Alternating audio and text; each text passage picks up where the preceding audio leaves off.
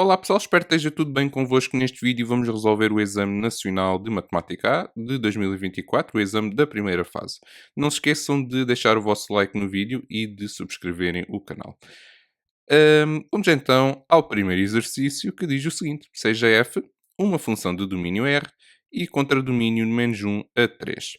Qual é o contradomínio da função g de domínio R definida por g de x igual a f de x menos 2 mais 1. Ora, aqui, se o contradomínio da função f é de menos 1 a 3, então isto quer dizer que f de x vai estar compreendido entre menos 1 e 3.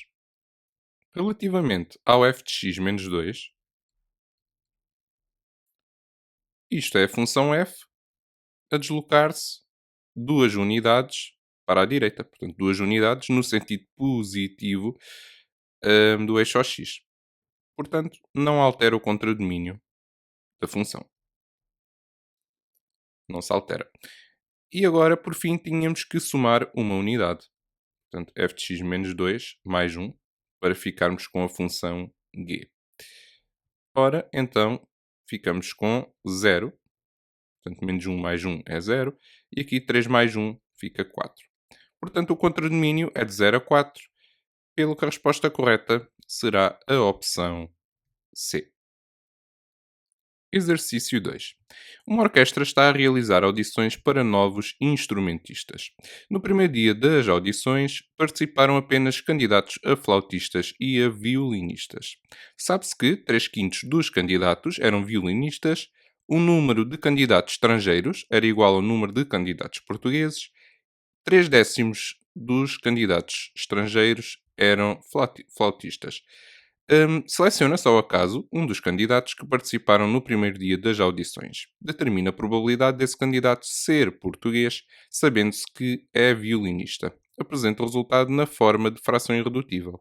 Ora, para resolver este exercício, comecei por dar o nome a dois acontecimentos, criar dois acontecimentos. O A, o candidato selecionado é violinista, e um acontecimento B, o candidato selecionado é português. Com base no enunciado, nós sabemos que 3/5 dos candidatos eram violinistas, portanto a probabilidade de A é 3/5.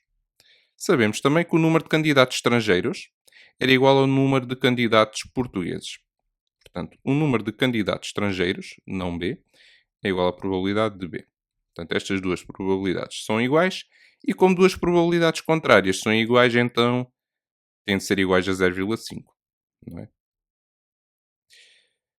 Para além disto, sabemos que 3/10 dos candidatos estrangeiros eram flautistas. Portanto, isto quer dizer que a probabilidade de não ser violinista, sabendo que era um candidato estrangeiro, portanto, não B, é igual a 3/10. Ora, para além disto, o que é que o enunciado está a pedir para nós calcularmos? Eles estão a pedir a probabilidade desse candidato escolhido ser português, sabendo que é violinista. Portanto, a probabilidade de B sabendo A. Para calcular a probabilidade de B sabendo A, eu preciso da probabilidade da interseção com B e a probabilidade de A.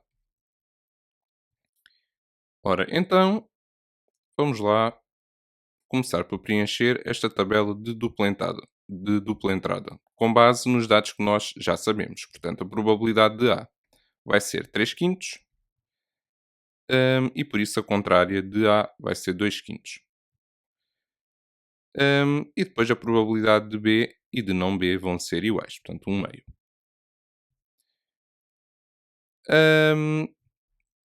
Então, agora vamos ver esta probabilidade de não A sabendo não B.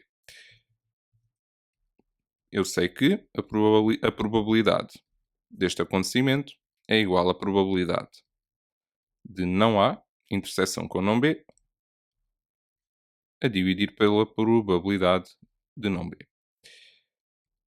Eu sei a probabilidade do acontecimento contrário ao de B, então a probabilidade de não A interseção com não B vai ser o produto dessas duas probabilidades. Portanto, a probabilidade de não A sabendo não B, que é 3 décimos, vezes a probabilidade de não B, que é 1 meio. Portanto, vai ficar 3 sobre 20. Que vou aproveitar e escrever já também na tabela. Então, para agora poder chegar à probabilidade da interseção com B, para poder calcular o valor pedido, isto porque a probabilidade de A já temos, não é? Ahm, o valor que nós temos de calcular, a probabilidade da interseção com B, é este valor aqui. Eu posso chegar até lá de duas formas. Eu posso calcular o valor da probabilidade de A interseção com não B, que é esta que está assinalada agora, ou então posso calcular esta probabilidade, a de não A interseção com B, que vai ser o que eu vou fazer. Portanto, probabilidade de não A interseção com B, isto vai ser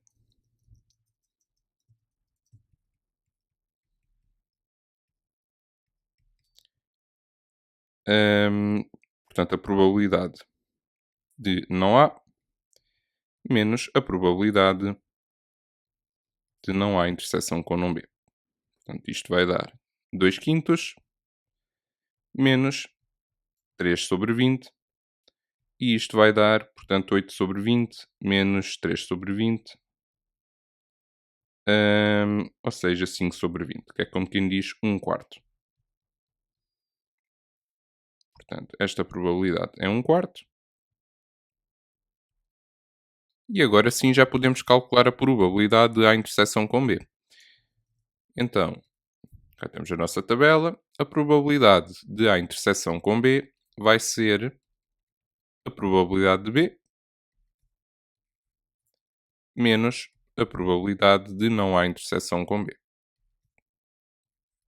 Portanto, isto vai dar 1 quarto, aliás, 1 meio menos 1 quarto, ou seja, 2 quartos menos 1 quarto, isto vai dar 1 quarto.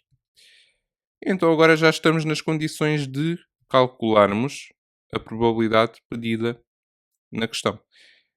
Portanto, a probabilidade de A interseção com B é 1 quarto, a probabilidade de A era 3 quintos, eu aqui até vou colocar 5 sobre 20, não é? E aqui vou colocar, portanto, 12 sobre 20. Assim os denominadores podem se cortar, não é? E eu fico com 5 sobre 12. 2.2. Enquanto aguardam as audições, 4 violinistas, um violoncelista e 3 contrabaixistas vão sentar-se nas duas primeiras filas de uma plateia, tendo cada fila 4 lugares numerados de 1 a 4. Qual das expressões seguintes representa o número de maneiras diferentes de dispor os 8 músicos, ficando os 3 contrabaixistas numa fila? Como o enunciado dizia, nós temos duas filas com 4 lugares cada uma. E temos que garantir que os 3 contrabaixistas ficam na mesma fila. Então, de quantas maneiras é que eu posso sentar os 8 músicos? Imaginemos que os contrabaixistas ficam na fila A, na fila de cima.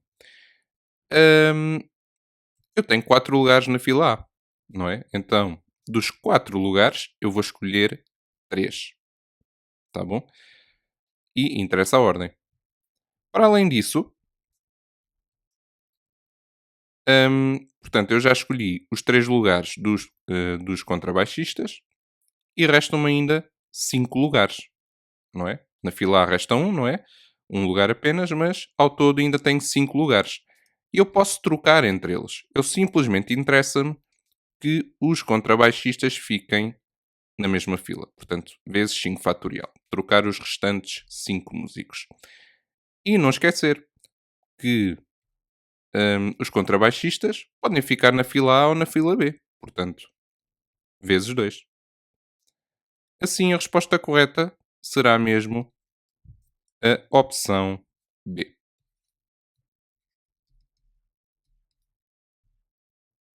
2.3.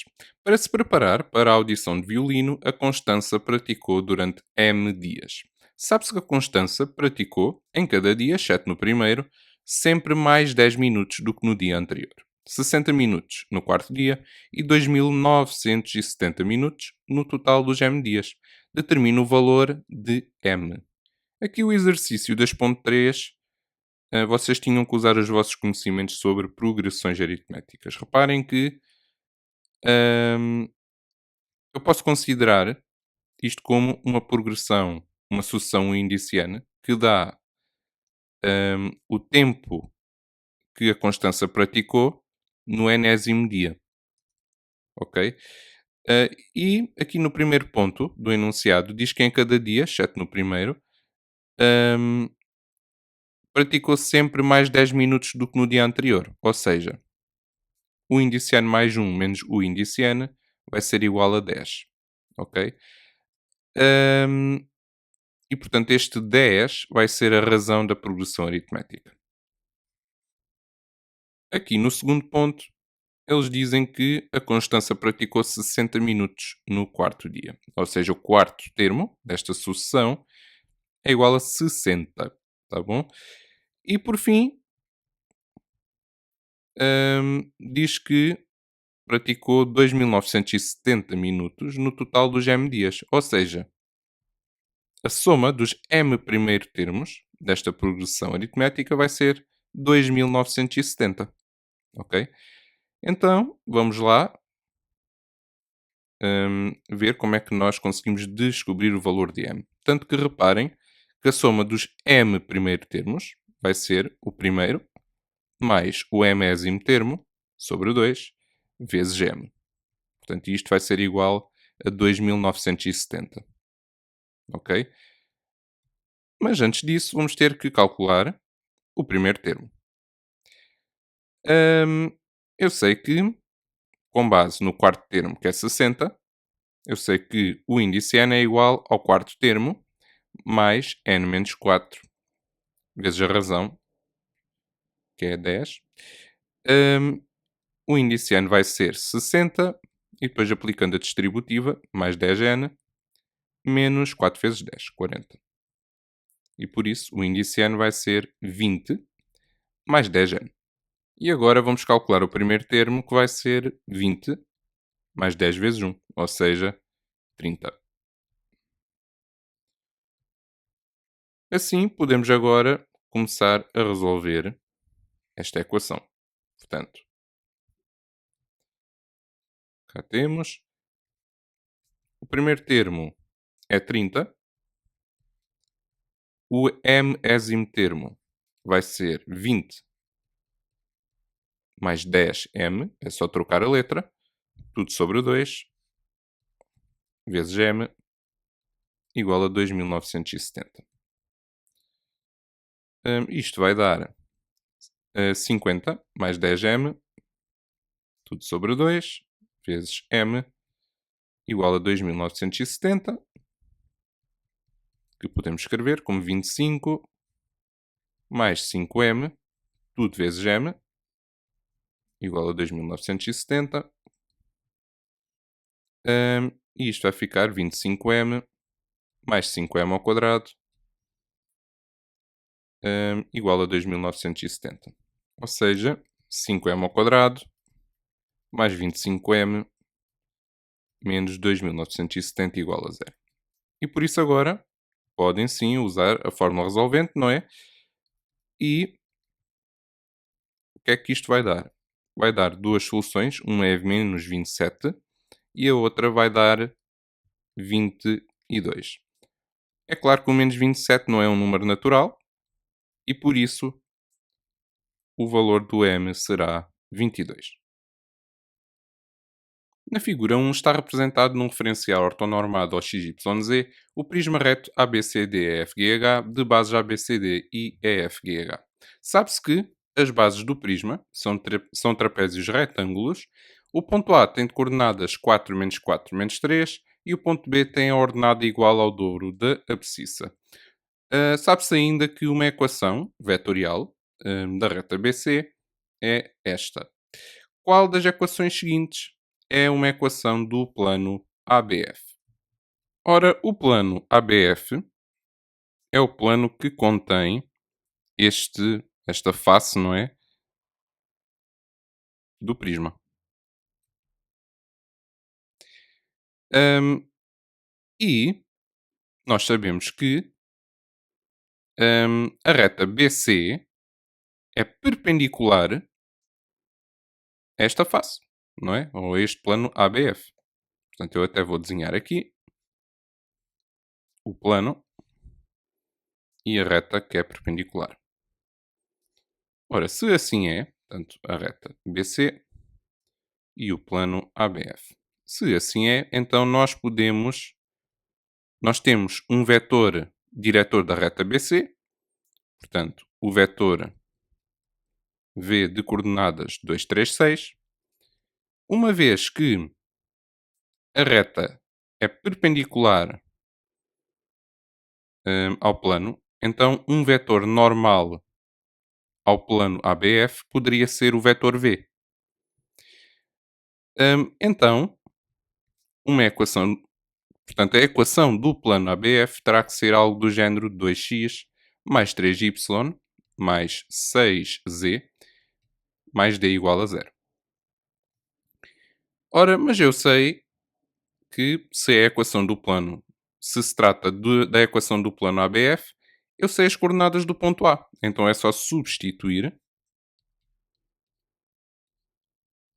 Portanto, 2 vezes 4 mais 3 vezes menos 4 mais 6 vezes menos 3 mais d igual a zero. E vamos descobrir o valor de d. Então, 8 menos 12 menos 18 mais d igual a zero. E por isso o valor do d vai ser 22. Assim, a equação do plano vai ser 2x mais 3y mais 6z mais 22, exato, mais 22 igual a zero. E isto vai ser a opção A. 3.2. Determine, sem recorrer à calculadora, a não ser para efetuar eventuais cálculos numéricos, a amplitude do ângulo convexo AOB. Apresenta o resultado em graus arredondado às unidades.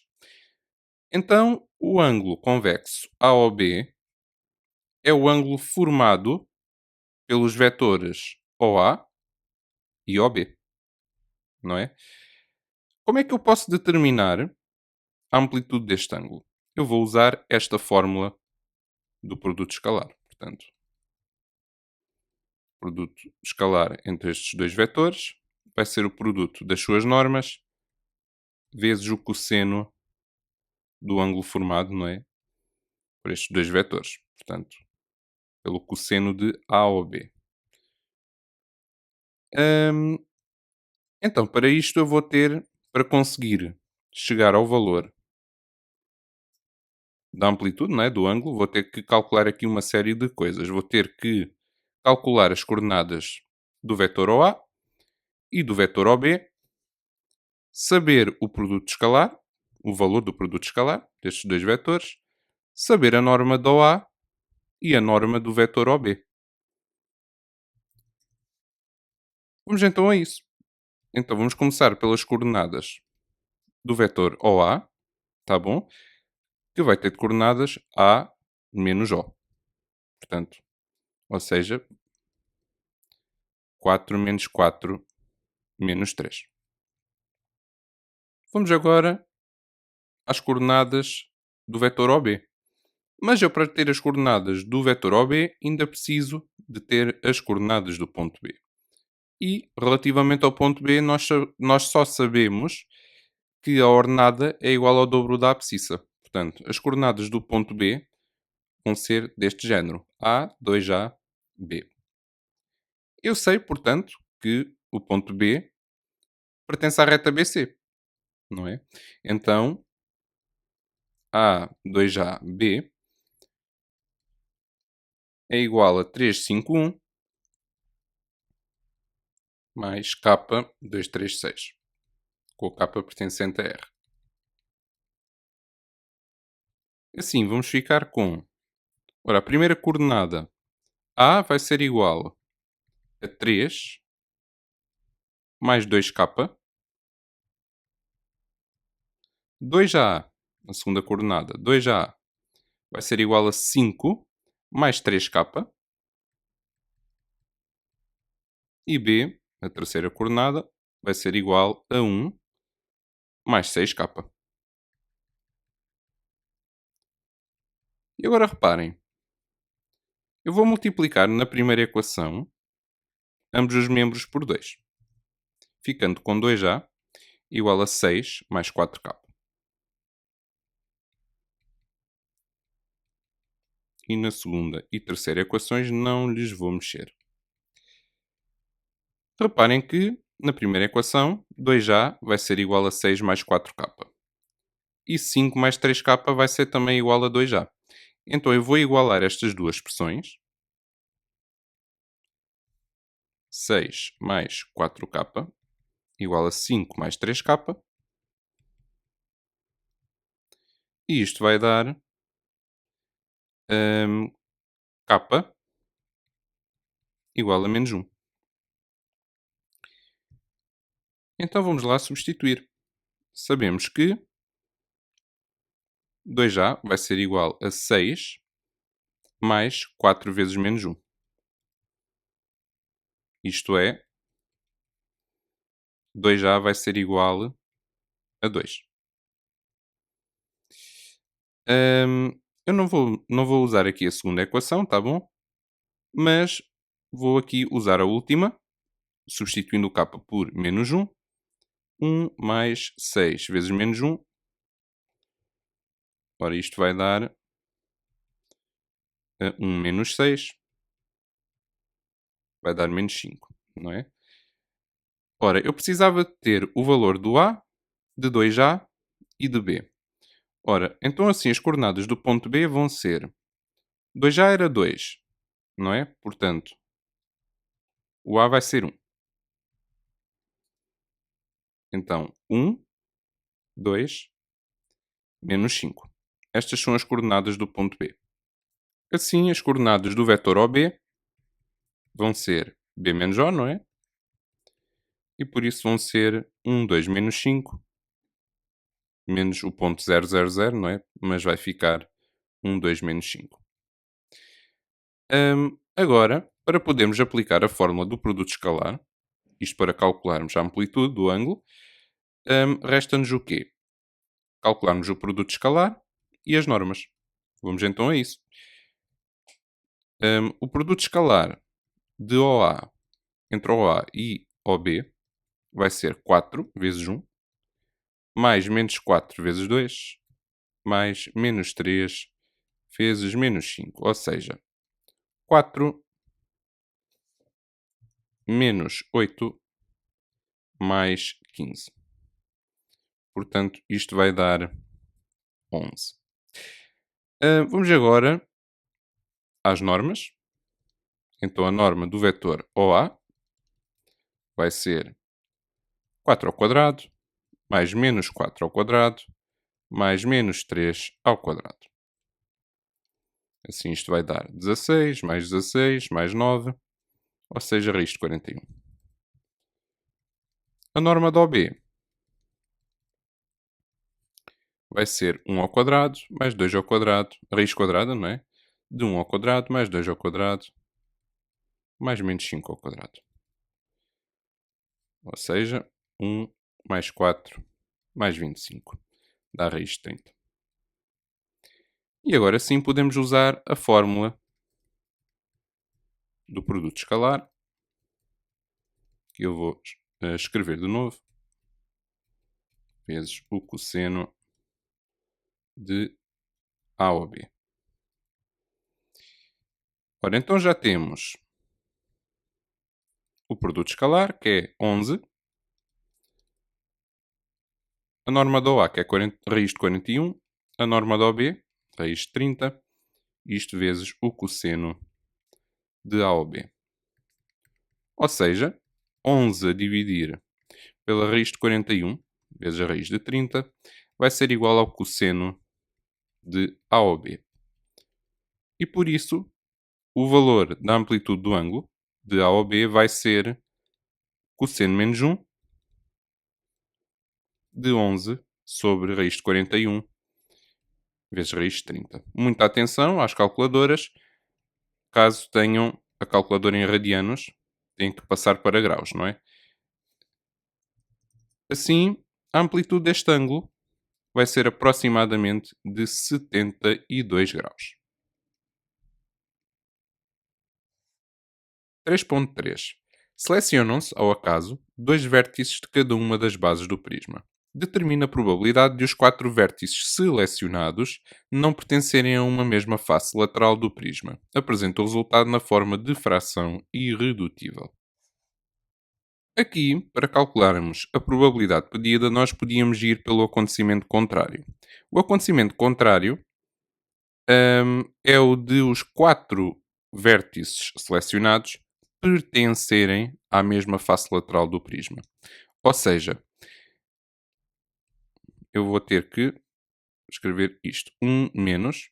E agora qual é que é a probabilidade de hum, os quatro vértices selecionados pertencerem à mesma face lateral do prisma?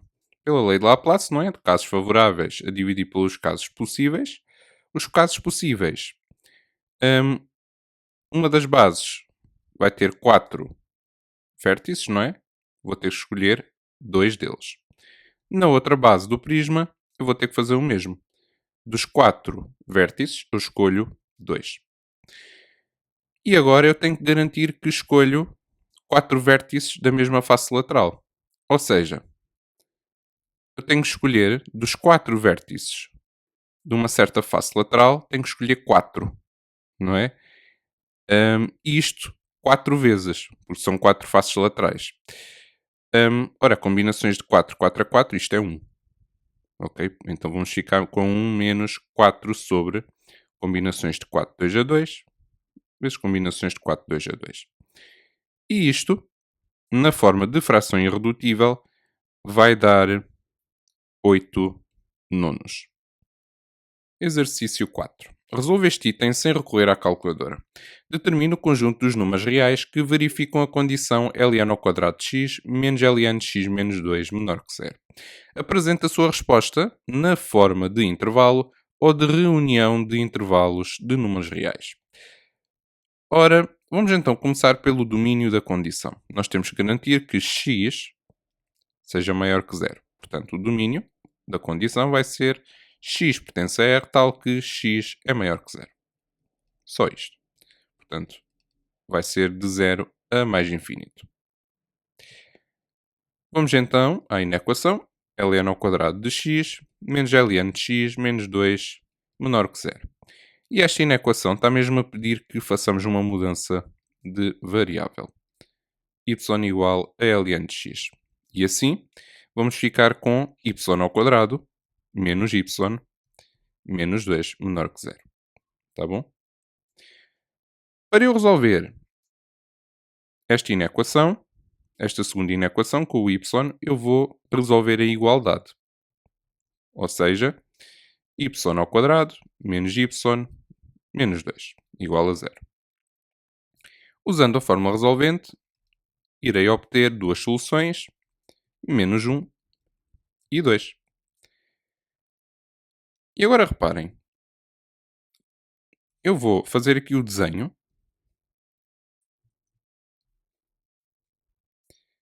Portanto, as soluções que nos deram foi o menos 1 e o 2. Estas são as soluções. E queremos saber quando é que é menor que zero. E é menor do que zero entre menos 1 e 2, não é? Assim, o y tem que ser maior que menos 1 e o y tem que ser menor que 2. E agora vamos repor o ln de x. Portanto, y era ln de x, não era? Y igual a ln de x. Então, ln de x maior que menos 1 e ln de x menor que 2. E por isso o x vai ser maior que e elevado a menos 1 e o x vai ser menor que e ao quadrado. Como assim é, o conjunto de solução desta inequação vai ser de e elevado a menos um ou 1 sobre e, até e ao quadrado. Exercício 5. Considere para um certo valor de k real a função g de domínio R definida deste modo, por ramos. Estude, no intervalo de 1 a mais infinito, a função g quanto à monotonia e quanto à existência de extremos relativos e determine caso existam esses extremos. Na sua resposta, apresente o ou os intervalos de monotonia. Ora bem, então aqui no exercício 5.1 estão a pedir-nos para estudar a monotonia da função g. Por isso, temos que estudar a função derivada, não é? Vamos estudar o sinal da função derivada. Primeira derivada. Hum, a derivada de g vai ser igual à derivada de x ao quadrado menos a derivada de 3x menos 2 vezes a derivada de ln de x. Portanto, 2x menos 3 menos 2 sobre x. O segundo passo, quando nós queríamos estudar a função g, quanto à monotonia, seria de resolver a equação g' de x igual a zero.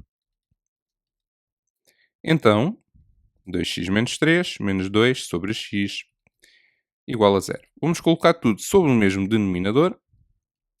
2x menos 3 vezes x sobre x menos 2 sobre x igual a zero. Portanto, dá 2x ao quadrado menos 3x menos 2, tudo sobre x igual a zero.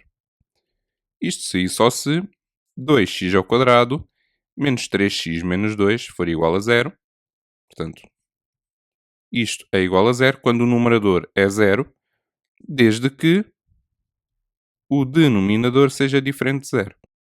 E agora podemos resolver esta equação, 2x ao quadrado menos 3x menos 2 igual a zero, usando a fórmula resolvente, e usando a fórmula resolvente ia obter x igual a menos 1 meio ou x igual a 2. Uma vez que o x é maior ou igual que 1, então a primeira solução não me interessa, não é? Interessa-me só a segunda, x igual a 2. Vamos agora ao quadro de sinal.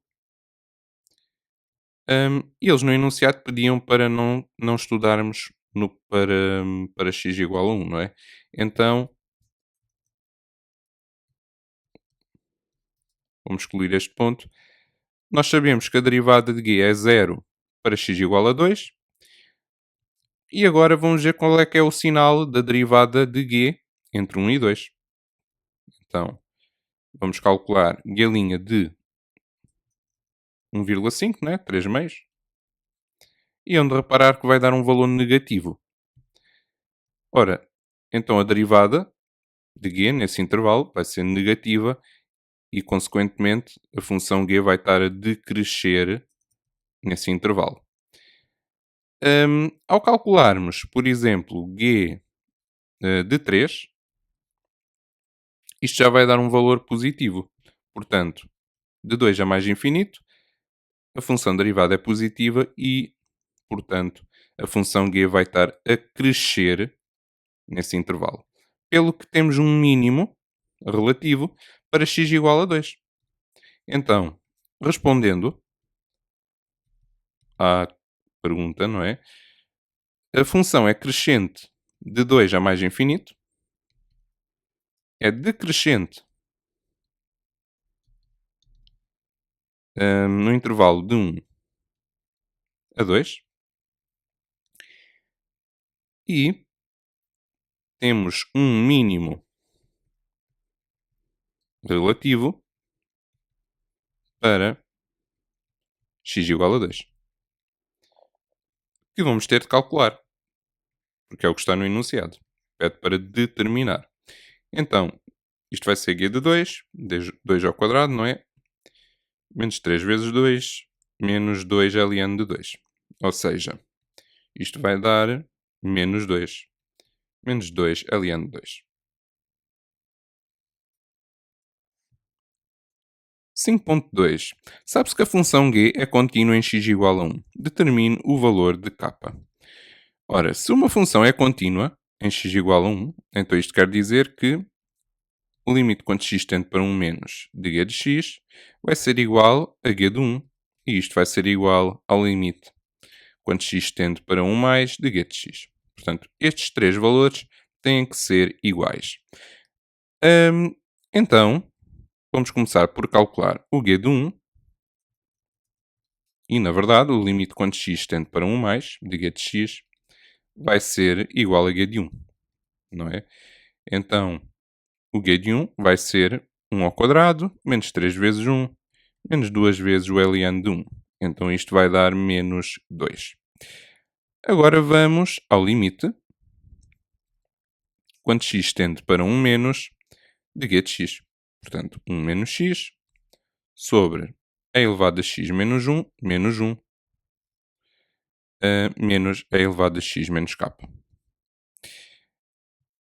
Então, para começar, vou escrever o limite deste modo. Portanto, o limite de 1 menos x sobre a elevado a x menos 1, menos 1, menos o limite, quando x tende para 1 menos, de a elevado a x menos k.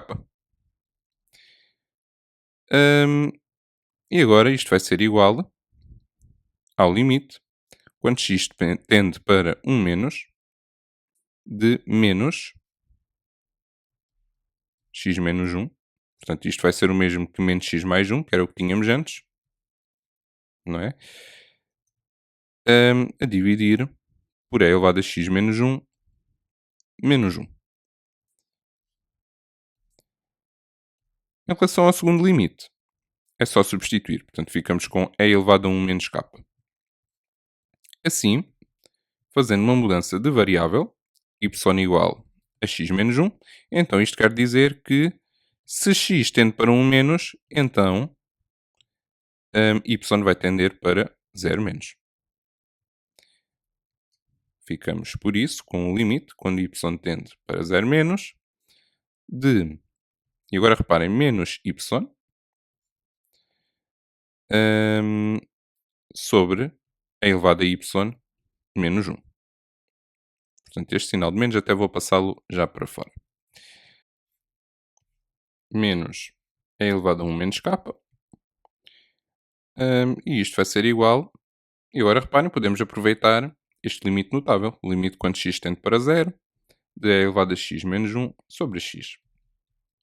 Portanto, este limite notável que é igual a 1. E então, podemos fazer isso dividindo tanto o numerador como o denominador por y.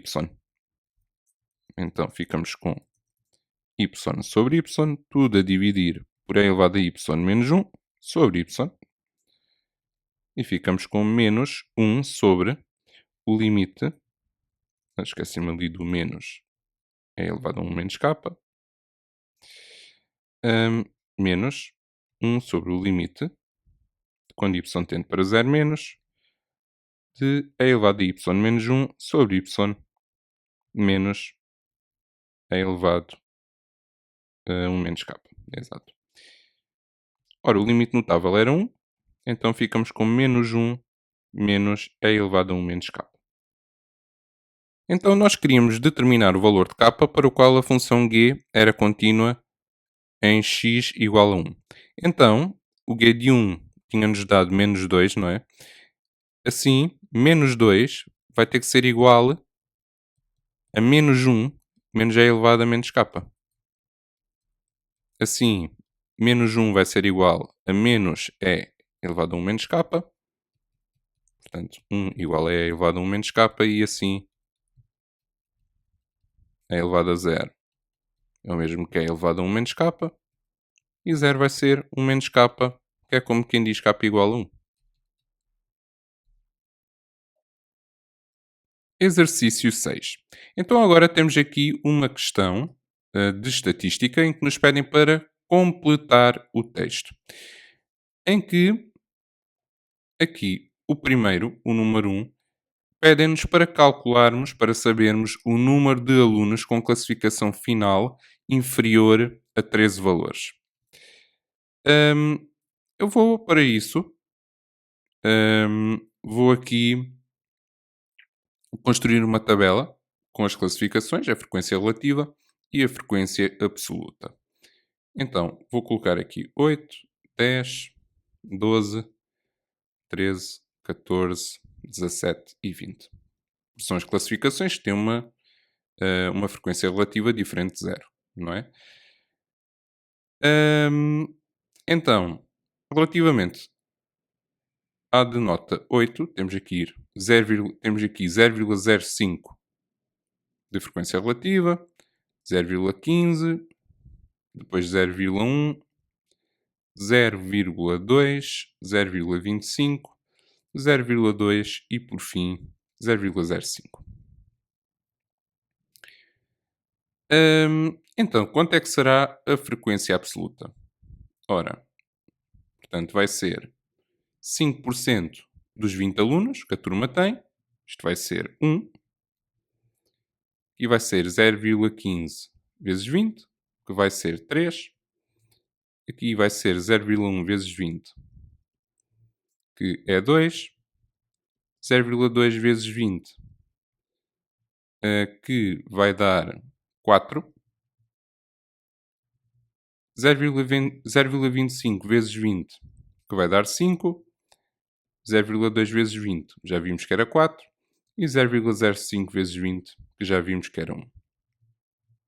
Assim, quantos alunos é que tiveram uma classificação final inferior a 13 valores? Ora, 1 mais 3 mais 2. Atenção que é a classificação final inferior a 13. Portanto, já não inclui o 13. Então, relativamente ao 1, a resposta é a B.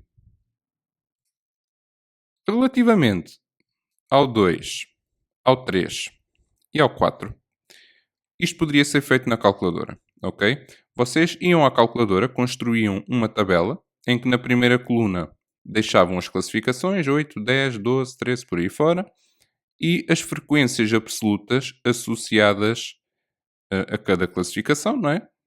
Na segunda coluna.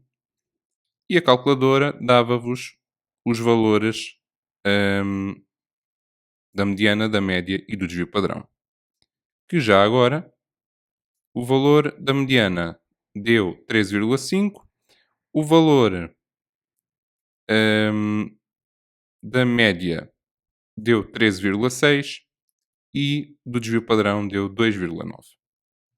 Assim, C, B e A. 7. Resolve este item sem recorrer à calculadora. Considera a função f de domínio R70 definida por f de x igual a 1 menos cosseno de x sobre x à quarta. Estuda a função f quanto à existência de assíntotas verticais ao seu gráfico e, caso existam, escreva as respectivas equações. Em primeiro lugar, temos que indicar quais é que são as possíveis assíntotas verticais ao gráfico de f. Justificando, não é? Onde reparar que a função f é um quociente de duas funções. É um quociente entre duas funções, 1 menos cosseno de x, que é contínua em R, e x à quarta, que é contínua também em R. Só que, sendo um quociente, nós temos que garantir que o denominador, x à quarta, seja sempre diferente de zero. Temos que garantir que é diferente de zero. O que não acontece para x igual a zero, não é? Então, a única possível assíntota vertical ao gráfico de f é a da equação x igual a zero. E agora, quando é que x igual a zero é uma assíntota vertical ao gráfico de f? Quando um dos limites laterais, o limite quando x tende para 0 menos ou 0 mais, de f de x, for mais infinito ou menos infinito.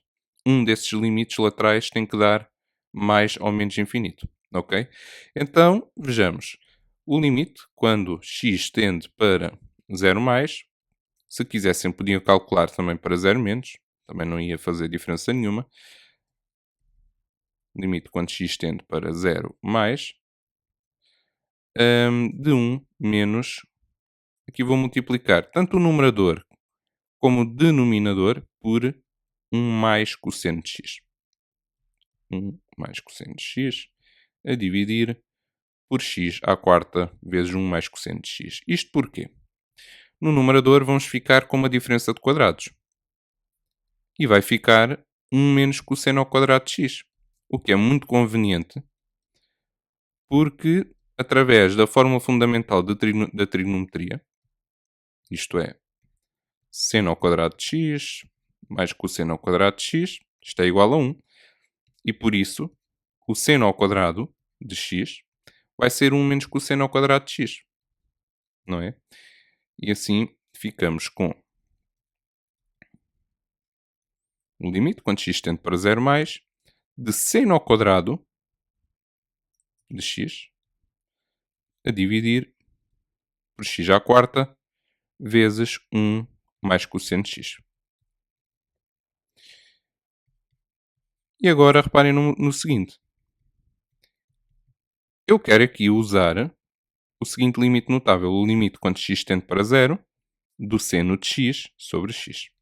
Não sei se já repararam, mas nós podemos escrever deste modo. Seno ao quadrado de x sobre x ao quadrado vezes, eu aqui até posso já separar os limites, o limite quando x tende para 0 mais de 1 sobre x ao quadrado vezes 1 mais cosseno de x. Isto porquê? Este limite aqui, isto é o mesmo que o limite quando x tende para 0 mais do seno de x sobre x, mas o quadrado passa para cima. Em vez de ser o seno que está ao quadrado e o x, passa a ser o valor do limite que está ao quadrado. E isto agora vezes o limite quando x tende para 0 mais de 1 sobre x ao quadrado vezes 1 mais cosseno de x. Ora, este limite vai ser 1. 1 ao quadrado é 1 vezes. E agora reparem. Posso já substituir o x por 0 mais. E isto vai ficar 1 sobre 0 mais. Isto ao quadrado fica 0 mais, não é? Vezes 1 mais cosseno de 0. 0 mais, se quiserem escrever. Que é 1. Portanto, 1 vezes 1 vezes 1 sobre 0 mais, isto vai dar mais infinito. Porquê é que não fazia diferença fazerem com o x a tender para 0 mais e a tender para 0 menos? Ora, se vocês tivessem resolvido desde o início o limite com o x a tender para 0 menos, vocês iriam fazer as mesmas coisas até aqui, não é? E se vocês substituírem o x por 0 menos, nesta expressão, ele vai-me dar mais infinito à mesma. E mesmo que desse menos infinito, não deixava de ser uma cinta vertical ao gráfico, tá bom? Portanto, não fazia aqui diferença resolverem com o x a tender para 0 mais ou para 0 menos. Assim, a reta de equação x igual a 0 é uma assíntota vertical ao gráfico de f.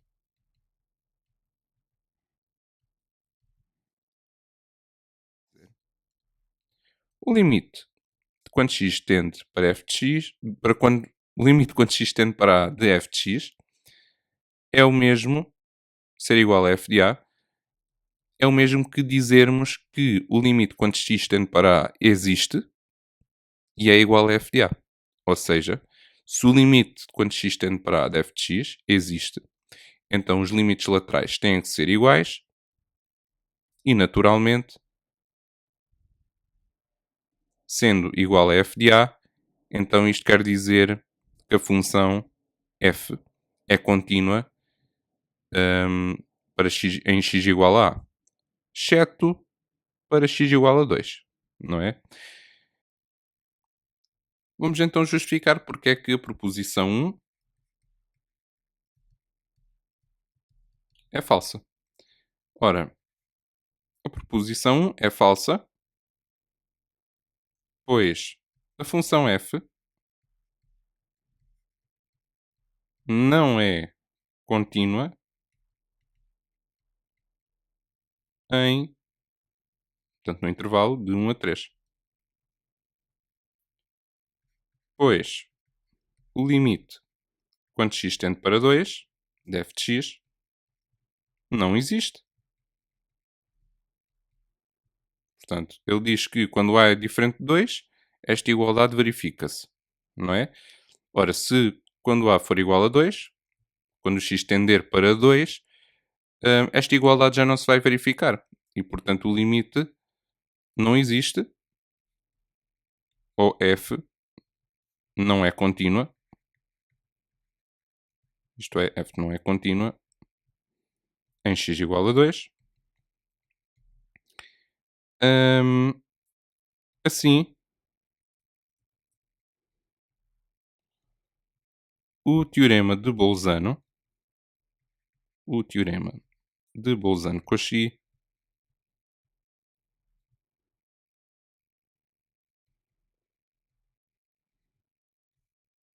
não pode ser usado para verificar que tem pelo menos um zero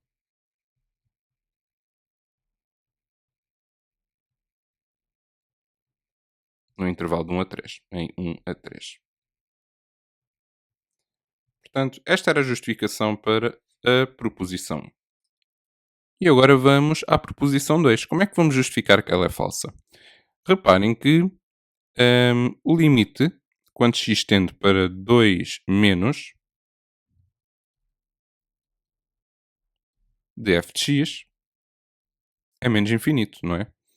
Então, o limite, quando x tende para 2 menos, de 1 sobre f de x, vai ser 1 sobre menos infinito, não é? E isto vai dar zero.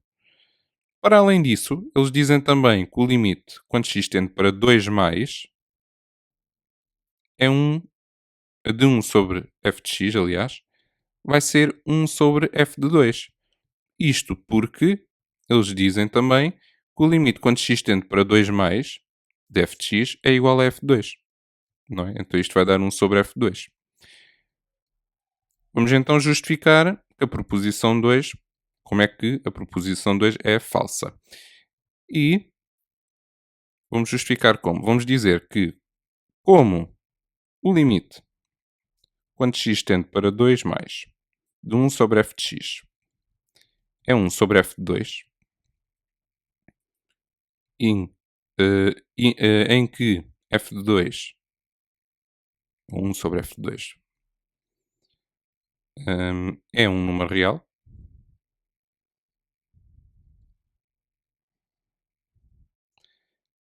e como o limite, quando x tende hum, para 2 menos, de 1 sobre f de x, é zero, então a reta de equação x igual a 2 não é uma assíntota vertical ao gráfico de f. Aliás, de 1 sobre f. Isto porque nós tínhamos visto no exercício anterior, no 7, que temos uma assíntota vertical quando um dos limites laterais dá menos infinito ou mais infinito.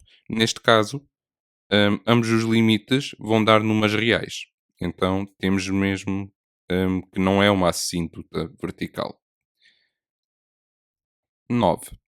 Na figura 3 estão representadas num referencial ortonormado ou XY, a circunferência de centro em O e raio 2 e uma região sombreada composta pelo trapézio OBCD, retângulo em C e em D e pelo setor circular correspondente ao ângulo orientado AOB, de amplitude alfa, em radianos, com alfa pertencente ao intervalo de 0 a π sobre 2 e raio OA. Sabe-se que o ponto A pertence à circunferência e ao semieixo positivo ao x, e que os pontos B e C pertencem à circunferência, sendo C o simétrico de B em relação ao eixo OY. Mostra que a área da região sombreada é dada em função de alfa pela expressão 2α mais 3 seno de 2α. A área da região assombreado vai ser igual a quê? Vai ser igual à área do trapézio OBCD mais a do setor circular. Como é que se calcula a área de um setor circular? Caso vocês já não se recordem, também não tinha problema, porque vocês podem ir ao formulário e têm lá a fórmula para calcularem a área de um setor circular, que já agora é alfa vezes raio ao quadrado sobre 2, em que alfa é o ângulo ao centro, não é? E r é o raio da circunferência. Então, o raio da circunferência é 2, portanto, 2 ao quadrado, alfa vezes 2 ao quadrado, sobre 2. Isto vai dar 2α. Então já temos a área do setor circular. Relativamente à área do trapézio, vai ser a base maior, que é CB, mais a base menor, DO, sobre o 2. Vezes a altura, que é CD, mais a área do setor circular, que até já calculamos, é 2α. Então, vamos ver qual o comprimento daqueles 3 segmentos de reta. Ora, reparem, quais é que são as coordenadas do ponto B? Uma vez que o raio da circunferência é 2, então vai ser 2 cosseno de alfa, 2 seno de alfa. Tá bom? Relativamente ao ponto C, diz no enunciado que o ponto C é o simétrico de B em relação ao eixo Y.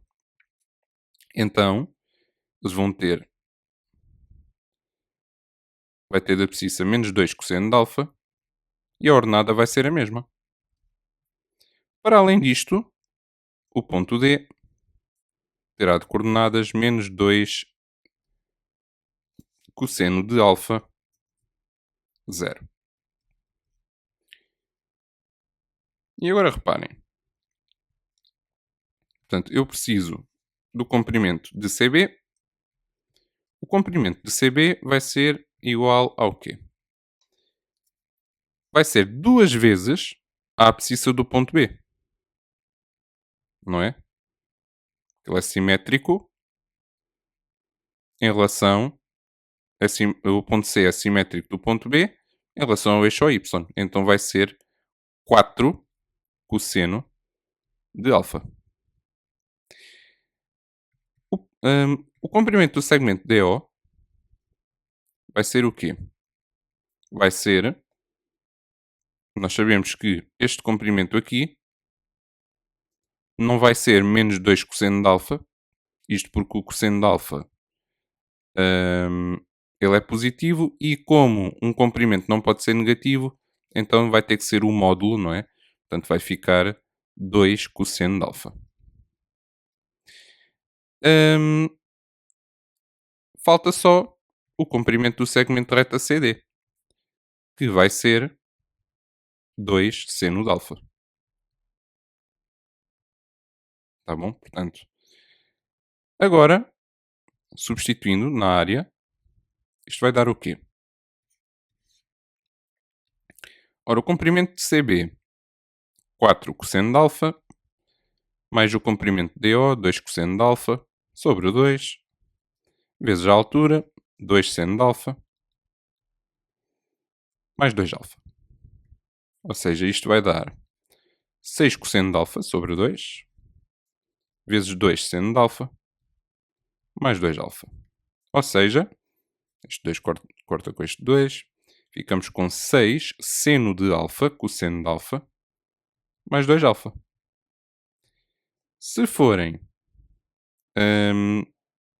ao formulário, mais uma vez, vocês vão ter uma fórmula para o seno de A mais B, não é? Caso não se recordem, não é? Vocês podem usar para determinar o seno de 2α, que já agora é 2 seno de alfa, cosseno de alfa. Vocês podem usar essa do seno de A mais B, fazendo seno de alfa mais alfa. Ok? Hum, ora, se o seno de 2α,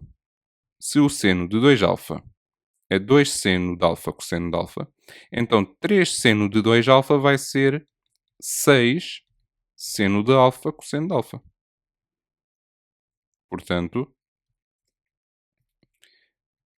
será 2α mais 3 seno de 2α, como queríamos mostrar. 10. Na figura 4 está representada uma caixa que vai ser puxada ao longo de um plano horizontal com recurso a uma haste rígida. Nesta figura, o segmento de reta AB representa a haste rígida, o ponto A representa o ponto em que a haste está fixada à caixa e o ponto B representa o ponto em que vai ser exercida a força que permite deslocar a caixa, seja θ a amplitude em radianos do ângulo que a força faz com a horizontal. Admita que, para cada valor de θ, a intensidade mínima da força a aplicar no ponto B para que se inicie o movimento da caixa é dada em Newton deste modo. Existem dois valores distintos de θ, aos quais corresponde a mesma intensidade mínima da força, em newtons, a aplicar no ponto B para que se inicie o movimento da caixa. Sabe-se que um desses valores é o dobro do outro. Seja θ1 o menor desses valores. Determine o valor de θ1 recorrendo à calculadora. Apresenta o resultado em radianos arredondado às centésimas. Então, que equação é que nos permite resolver este problema? Dizem no enunciado, existem dois valores distintos de θ, aos quais corresponde a mesma intensidade mínima da força. E sabe-se que um desses valores é o dobro do outro. Então, F de θ é igual a F de 2θ. Portanto, o θ1 vai ser o menor desses valores e 2θ1 vai ser o maior desses dois valores. Então, é só simplesmente na calculadora escrevermos uma delas, vai ser a função com esta expressão, portanto 4095 sobre 5 seno, aqui é x, não é? Mais 12 cosseno de x, e a outra vai ser 4095 sobre 5 seno de 2x mais 12 cosseno de 2x. E agora temos o desenho dos gráficos, aliás. O fθ está azul e o f de 2θ a verde. Não se esqueçam de certificarem-se que a calculadora está em radianos, mais uma vez. Tá bom? Ora, se é para resolvermos a equação f de θ igual a f de 2θ, que funcionalidade da calculadora é que eu vou ter que utilizar para resolver esta questão? Vou ter que usar a interseção, não é? De dois objetos. E por isso, que resultado é que vai dar? Vai dar 0,26 radianos. Portanto, o θ1 será aproximadamente 0,26 radianos. 11. Na figura 5 está representado no plano complexo o triângulo ABC, cujos vértices pertencem à circunferência de raio 2, centrada na origem do referencial, sendo o ponto A pertencente ao semi-eixo imaginário negativo.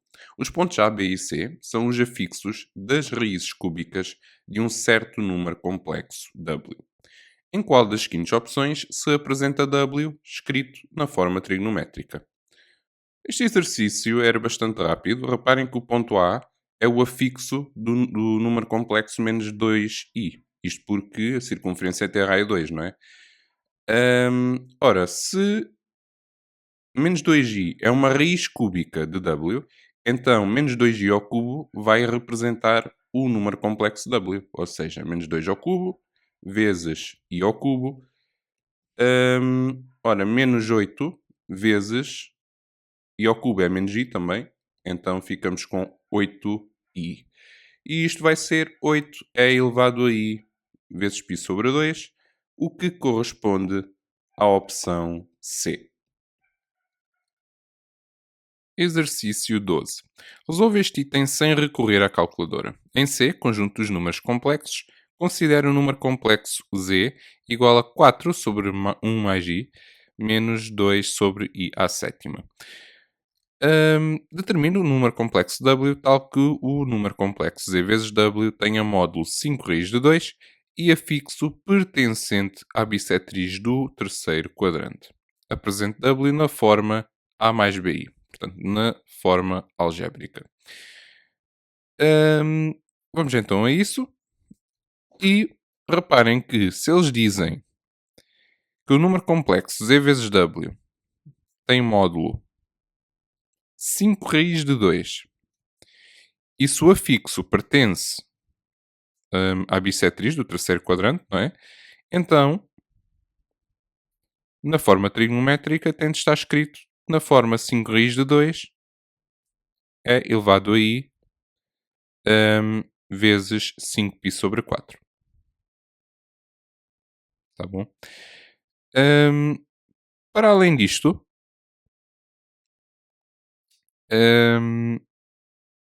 vamos, para podermos calcular o w, vamos calcular o z primeiro. Vamos simplificar. Temos o z igual a 4 sobre 1 mais i menos 2 sobre i à sétima. I elevado a 7 é o mesmo que i elevado a 3 vezes i ao quadrado vezes i ao quadrado. Vocês já sabem que o i ao quadrado é menos 1. I ao cubo é menos i.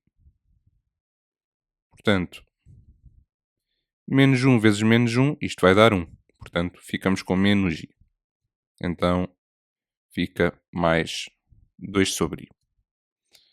Então, agora, isto fica 4 vezes 1 menos i sobre 1 mais i vezes 1 menos i. Isto para deixarmos de ter um i no denominador. Mais 2i vezes i ao quadrado, sobre i ao quadrado. Isto pela mesma razão, tanto que de reparar que i ao quadrado é menos 1. Assim, ficamos com 4 menos 4i a dividir por 1 menos i ao quadrado, mais 2i sobre menos 1. Ou seja, até podemos escrever logo menos 2i. Então, ficamos com 4 menos 4i sobre 2, porque i ao quadrado, mais uma vez, é menos 1, menos 2i, e assim ficamos com 2 menos 2i menos 2i. Isto é, z vai ser 2 menos 4i. Então, nós tivemos a ver que z vezes w era igual a 5 raiz de 2 vezes e elevado a i vezes 5π sobre 4. Então, isto quer dizer que w vai ser 5 raiz de 2 vezes e elevado a i vezes 5π sobre 4, tudo a dividir por z. Mas já lá vamos. Portanto, 5 raiz de 2, cosseno de 5π sobre 4, mais i vezes o seno de 5π sobre 4. Isto tudo a dividir por z. Portanto, 2 menos 4i. Portanto, 5 raiz de 2 vezes o cosseno de 5π sobre 4 vai ser menos raiz de 2 sobre 2. E o seno de 5π sobre 4 também vai ser menos raiz de 2 sobre 2. Vezes o i. A dividir por 2 menos 4i. Ora, então vamos ficar com menos 5 raiz de 2 vezes raiz de 2 sobre 2. Menos 5 raiz de 2 vezes raiz de 2 sobre 2 vezes i. Tudo a dividir por 2 menos 4i. Reparem que raiz de 2 ao quadrado, portanto, raiz de 2 vezes raiz de 2, vai ser 2, não é?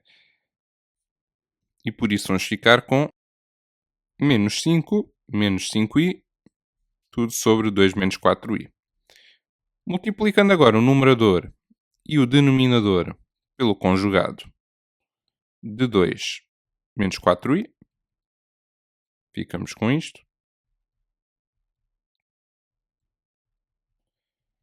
E temos uma diferença de quadrados no denominador. Assim ficamos com menos 10, menos 20i,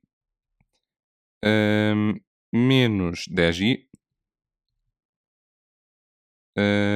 mais, aliás, menos 20i ao quadrado. Isto aplicando a distributiva, não é? E no denominador temos 2 ao quadrado menos 4i ao quadrado. E atenção que aqui o que está ao quadrado é o 4i, não é? Assim ficamos com 10 menos 30i, tudo a dividir por 4 menos 16i ao quadrado. Ora, no denominador vamos ficar com 20, não é? Isto porque i ao quadrado é menos 1. E assim ficamos com 10 menos 30i sobre 20. E isto, quando simplificado, vamos ficar com 1 meio menos 3 meios de i. 13. Para certos valores reais de b e de m, não nulos, a reta da equação y igual a mx mais 1 é tangente ao gráfico da função quadrática definida por f de x igual a 2x ao quadrado mais bx mais 5, num ponto cuja abscissa é positiva. Determina a abscissa desse ponto. Então, reparem, uma vez que a função f é uma função quadrática, a reta da equação y igual a mx mais 1, ao ter de ser tangente ao gráfico de f, a reta só poderá intersetar o gráfico de f uma única vez, não é? Assim, o que é que vai acontecer? Esta equação, 2x ao quadrado mais bx mais 5 igual a mx mais 1, esta equação vai ter uma única solução. E agora vou passar o mx mais 1 para o outro lado da equação, ficando com 2x ao quadrado mais bx menos mx mais 4 igual a 0. E vou escrever, por fim, a equação deste modo. 2x ao quadrado mais b menos mx mais 4 igual a 0. Então, quando é que uma equação de segundo grau, isto pensando na fórmula resolvente, não é? Quando é que uma equação de segundo grau tem uma única solução? Quando o binómio discriminante, o b ao quadrado menos 4ac, é igual a 0. Então, b menos m ao quadrado menos 4 vezes 2 vezes 4 tem de ser igual a 0. Assim, b menos m ao quadrado. Ora, 4 vezes 2 vezes 4 é 32. E assim, b menos m vai ser mais ou menos raiz de 32. Então vejamos. Vamos começar por resolver a equação 2x ao quadrado, porque temos de saber o valor de x, não é? Eles querem a abscissa desse ponto. Então, 2x ao quadrado mais raiz de 32x mais 4 igual a 0. Vamos resolver esta equação, que nós já sabemos que o binómio discriminante vai ser 0. Portanto, x igual a menos raiz de 32 sobre 2 vezes 2. que é 4. Portanto, menos raiz de 32. A raiz de 32 é 4 raiz de 2, tá bom? Sobre 4. Então o x vai ser menos raiz de 2. Tá bom? Vamos agora ver a outra equação com o menos raiz de 32. Porque esta resposta não pode ser menos raiz de 2, porque eles diziam que a abscissa é positiva, não é? Portanto, igual a 0. E agora, mais uma vez, x igual à raiz de 32, ou 4 raiz de 2, se preferirem, sobre 4. E isto vai dar raiz de 2. O exame está resolvido, espero que tenham gostado. Não se esqueçam de deixar nos comentários o que é que vocês acharam deste exame nacional, bem como de deixarem o vosso like no vídeo e de subscreverem o canal. Grande abraço e vemo-nos no próximo vídeo.